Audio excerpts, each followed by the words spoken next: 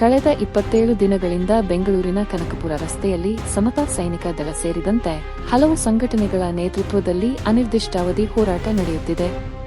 ನಿನ್ನೆ ಬೆಂಗಳೂರು ನಗರ ಜಿಲ್ಲಾಧಿಕಾರಿ ಹಾಗೂ ಅಧಿಕಾರಿಗಳ ತಂಡ ಹೋರಾಟದ ಸ್ಥಳಕ್ಕೆ ಭೇಟಿ ನೀಡಿ ಹೋರಾಟಗಾರರ ಅಹವಾಲುಗಳನ್ನು ಸ್ವೀಕರಿಸಿ ಹೋರಾಟವನ್ನು ನಿಲ್ಲಿಸುವಂತೆ ಮನವಿ ಮಾಡಿದರು.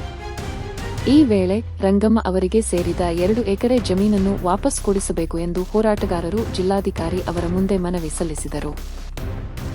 ಕನಕಪುರ ರಸ್ತೆಯಲ್ಲಿರುವ ರವಿಶಂಕರ್ ಗುರೂಜಿ ಅವರ ಆಶ್ರಮದ ಸುತ್ತಮುತ್ತಲಿನ ಜಮೀನುಗಳ ಕುರಿತು ಅಕ್ರಮ ಒತ್ತುವರಿ ಆರೋಪಗಳು ಕೇಳಿಬರುತ್ತಿವೆ.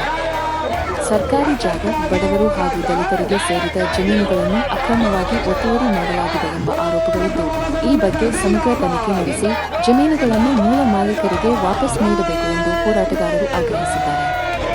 27 ದಿನಗಳ ಹೋರಾಟದ ಬಳಿಕ ಜಿಲ್ಲಾಧಿಕಾರಿ ಭೇಟಿ ನೀಡಿರುವುದು ನಿರೀಕ್ಷೆ ಮೂಡಿಸಿದೆ. ಇದೀಗ ಜಿಲ್ಲಾಡಳಿತ ಯಾವ ಕ್ರಮ ಕೈಗೊಳ್ಳಲಿದೆ? ರಂಗಮ್ಮ ಅವರಿಗೆ ಅವರ 2 ಎಕರೆ ಜಮೀನು ಮರಳಿ ಸಿಗಲಿದೆ ಎಂಬುದು ಕುತೂಹಲ ಮೂಡಿಸಿದೆ. ಸತತವಾಗಿ 27 ದಿನಗಳಿಂದ ನಿರಂತರವಾಗಿ ಒಂದು ಸತ್ಯಾಗ್ರಹ ಒಂದು ಹೋರಾಟವನ್ನು ತಾವು ಅನಿರ್ದಿಷ್ಟವಾಗಿ ಹಮ್ಮಿಕೊಂಡಿರ್ತಕ್ಕಂಥ ವಿಚಾರ ನಮಗೆ ಗೊತ್ತಿರ್ತಕ್ಕಂಥ ವಿಚಾರದಲ್ಲಿ ನಾವು ಈ ಒಂದು ವಿಚಾರಕ್ಕೆ ಒಂದು ಅಂತಿಮವಾಗಿ ಕೆಲವು ವಿಚಾರಗಳನ್ನು ಪ್ರಸ್ತಾಪ ಮಾಡತಕ್ಕಂಥ ಜೊತೆ ಮತ್ತು ಈಗ ತಾನೇ ತಾವುಗಳು ಏನು ಮಾತಾಡಿದ್ದೀರ, ನಮ್ಮ ನಾರಾಯಣವರು ಇರ್ಬೋದು, ನಮ್ಮ ಗೋವಿಂದನವರು ಇರ್ಬೋದು, ಮತ್ತು ನಮ್ಮ ಮುತ್ತಿನವರು ಇರ್ಬೋದು, ಇವುಗಳಲ್ಲಿ ಮಾತಾಡ್ತಕ್ಕಂಥ ವಿಚಾರಗಳನ್ನು ಒಂದು 3 ವಿಚಾರಗಳನ್ನು ಸ್ಪಷ್ಟವಾಗಿ ತಾವು ವಿಚಾರಗಳನ್ನು ಪ್ರಸ್ತಾಪ ಮಾಡಿದ್ದೀರ. ಮೊದಲನೇದಾಗಿ BM ಕಾವಲ್ ಸರ್ಕಲ್ ನಂಬರ್ 32/2 2 ಎಕರೆ ಜಮೀನಿಗೆ ಸಂಬಂಧಪಟ್ಟಂತೆ ರಾಮಕ್ಕ ಮತ್ತು ಏನು ಮಂಜೂರಿದಾರರು ವರ್ಸಸ್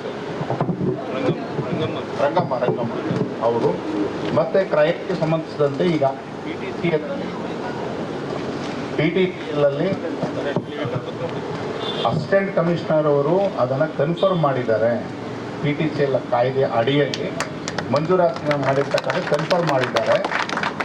ಅದನ್ನು ಆಯಾ ಪ್ರಶ್ನೆ ಮಾಡಿ ಸ್ಪೆಷಲ್ DC ಹತ್ರ ಪ್ರಕರಣ ನಡೀತಾ ಇದೆ. ಅದು ಸಹ ವಿಚಾರಣೆಯಿಂದ ಮುಕ್ತಾಯ ಆಗಿ ಆದೇಶ ಹೊರಡಿಸುವ ಹಂತದಲ್ಲಿದೆ ಅಂತ ಹೇಳಿ ತಾವುಗಳು ಇಲ್ಲಿ ಪ್ರಸ್ತಾಪ ಮಾಡಿದ್ದೀರಿ. ನೀಡಿದಂಥ ಬೆಂಗಳೂರು ನಗರ ಜಿಲ್ಲಾಧಿಕಾರಿಗಳಿಗೆ ಸರ್ ಹೋರಾಟ ಕೈ ಬಿಡ್ತೀವಿ, ಇವತ್ತಲ್ಲ 17ನೇ ತಾರೀಕಿಗೆ ಒಂದು ತಿಂಗಳಾಗ್ತದೆ. ಇಲ್ಲಿಂದ ವಿಧಾನಸೌಧಕ್ಕೆ ಒಂದು ಪಾದಯಾತ್ರೆ ಮಾಡಿ ಅಲ್ಲಿ ನಮ್ಮ ಹೋರಾಟವನ್ನು ಅಂತ್ಯಗೊಳಿಸ್ತೀವಿ. ದಯಮಾಡಿ ತಮ್ಮ ಸಹಕಾರ ಇರಲಿ. ತಾವು ಇಲ್ಲಿ ಬಂದಿರೋದಕ್ಕೆ ಧನ್ಯವಾದಗಳು. ತಮ್ಮ ತಂಡದೊಡನೆ ಬಂದು ಇಲ್ಲಿನ ಸಮಸ್ಯೆಯನ್ನು ಪಾಲಿಸಿದಿರಿ. ನಿಯಮಾನುಸಾರ ಏನು ಮಾಡಬೇಕು ಕಾನೂನಿನ ಪ್ರಕಾರ ನಾವು ಮಾಡ್ತೀವಿ ಅಂತ ಹೇಳಿದಿರಿ.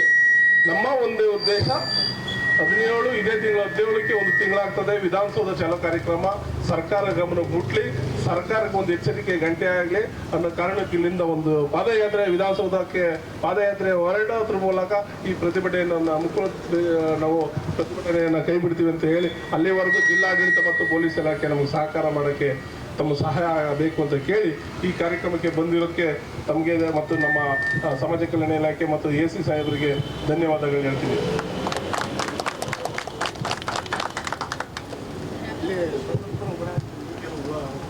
ಮಾಡಬೇಕು